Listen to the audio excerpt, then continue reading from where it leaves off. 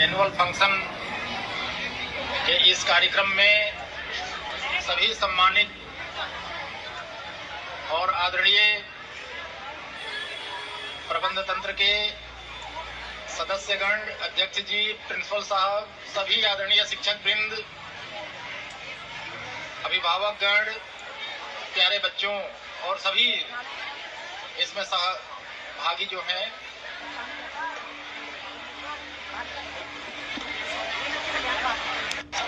शास्त्र की मान्यता है भारतीय संस्कृतिगत कि समस्त दानों में श्रेष्ठतम दान ब्रह्म दान है। अब ब्रह्म क्या है? सर्वम खल इदम ब्रह्म। ये संपूर्ण सृष्टि सिया राम मैं सब जग जानी करहूं प्रणाम जोरी जुग बाणी, उसी भाव के तहत तुलसीदास जी ने किया है।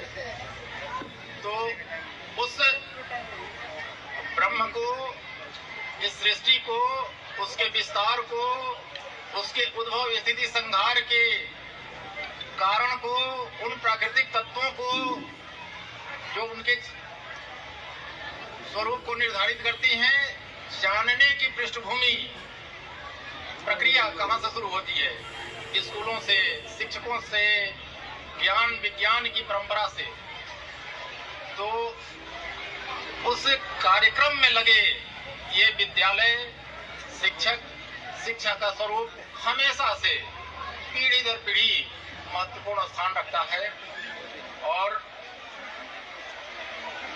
जहां ग्रामीण क्षेत्र है, भौतिक सुख सुविधाओं के अभाव की स्थिति है, वहां शिक्षा के इस अलग को जगाना अपने आप में महत्वपूर्ण है। और जैसा कि मैंने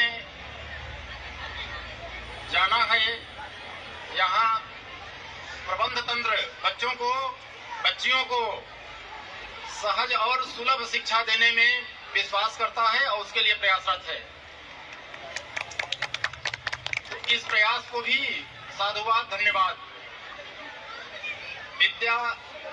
विद्या के बराबर समृद्धि का, सशक्तिकरण का और कोई तरीका नहीं है।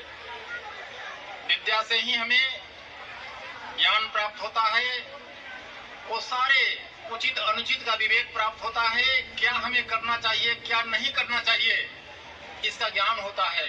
फिर कैसे उसे करना चाहिए, इसकी कुशलता भी प्राप्त होती है। तो और ये धन श्रेष्ठतम धन है हमारा, ये सौंदर्य, ये गुण हमारा श्रेष्ठतम गुण और धर्म के रूप में है। आप लोग पढ़े होंगे, विद्या नाम नरस्य रूपमधिगम प्रसन्न गुप्तम धनम। विद्या क्या है?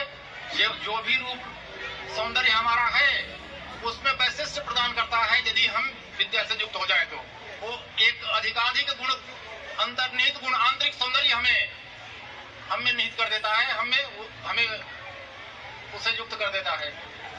प्रसन्न गुप्तम धनम एक तरह से ऐसा संचित धन है जो दिखेगा नहीं, लेकिन उसका प्रभाव हमेशा मिलेगा, दिखेगा आवश्यकता अनुसार। प्रसन्न गुप्तम हीरे ने स्ट्रेंथ के रूप में वो आ जाता है, वेल्थ के रूप में आ जाता है। विद्या भोग करी यशस सुख करी, जितने भी सुख समृद्धि के संसाधन हैं विद्या के माध्यम से हम अर्जित कर सकते हैं। यश भी पा सकते हैं, सुख के संसाधन प्राप्त कर सकते हैं। गुरुओं के गुरु के रूप में विद्या की प्रतिष्ठा है। विद्या गुरु आम गुरु, विद्या बंधु जने विदेश गमने। विदेश में हम चले जाएं और अलग भाषी क्षेत्र हो, सब कुछ अनजाना हो, तो कहां से हमारे लिए सारी समस्या हो जाएगी। तो यदि उस क्षेत्र की भाषा जानते हो, या जो लोग उन एरिया के चीजों को जानते हैं, वो भाषा, वो ज्ञान हमारे पास है, तो वो बंधु जैसा होगा। विद्या बंधु जने विदेश गमने। और ये श्रेष्ठतम धन के रूप में है। और ये ऐसा धन है, न चोर हार्यम न राज हार्यम। कोई भी धन है चोर चुरा सकता है, कोई भी धन है विधि विरुद्ध काम करने के आरोप में शासन उसको जब्त कर सकता है। भाइयों की लड़ाई महाभारत या का स्वरूप हर जगह देखते हैं। उसकी लड़ाई धन के लिए हो जाती है और वो विभाजन उसका हो जाता है। लेकिन न चौर्यहार्यम न राजहार्यम न भ्रातृभाज्यम न जवहारकारी, और कोई भी धन संपत्ति लीजिएगा तो उसका अपना बोझ होगा, लेकिन विद्या में न चोर चुरा सकता है, न राजा जब्त कर सकता है, न भाइयों में बंटवारा, भाई के होने के नाते बंटवारा हो सकता है। तो ऐसा धन सबको अर्जित करना चाहिए और उस धन से युक्त करने की परंपरा ज्ञान विज्ञान और कुशलता देकर जो भी शैक्षणिक संस्थान अपनी सीमा में कर रहा है वो साधुवाद का पात्र है। लेकिन इन सब के साथ साथ माननीय प्रधानमंत्री जी का जो संकल्प है एक भारत श्रेष्ठ भारत, उसके सापेक्ष ही सारी हमारी गतिविधियां होनी चाहिए। भारत को विश्व गुरु बनाने, महाशक्ति बनाने के जो संकल्प हैं उसके इर्द गिर्द ही हमारी सारी शैक्षणिक विद्या या उससे जुड़ी हुई गतिविधियां होनी चाहिए। हमारी सर्व समावेशी संस्कृति में कोई विघटन पैदा न हो, इस दृष्टि से भी शिक्षा होनी चाहिए।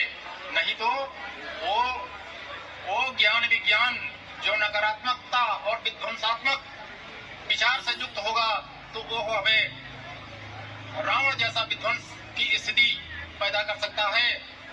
तो केवल हमें ज्ञान नहीं लेना है, ज्ञान के सकारात्मक, रचनात्मक और समावेशी पहलू को अपनाना है और उसी के लिए बच्चों को प्रेरित करना है, अपने में भी अपने सराउंडिंग में भी। और हमेशा इस दृष्टि से पढ़ना पढ़ाना है कि इस चीज के पढ़ने से, इसको पढ़ाने से, इस चीज से प्रेरित करने से हमारे देश की प्रतिष्ठा प्रभावित तो नहीं हो रही है। यदि देश की प्रतिष्ठा प्रभावित हो रही है तो ज्ञान विज्ञान की उस परंपरा और प्रेरणा से में मुक्त होना है, उससे लोगों को भी दूर करना है, हमें भी उससे अपने आप को दूर करना है हमें, क्योंकि इस संसार में सब कुछ है।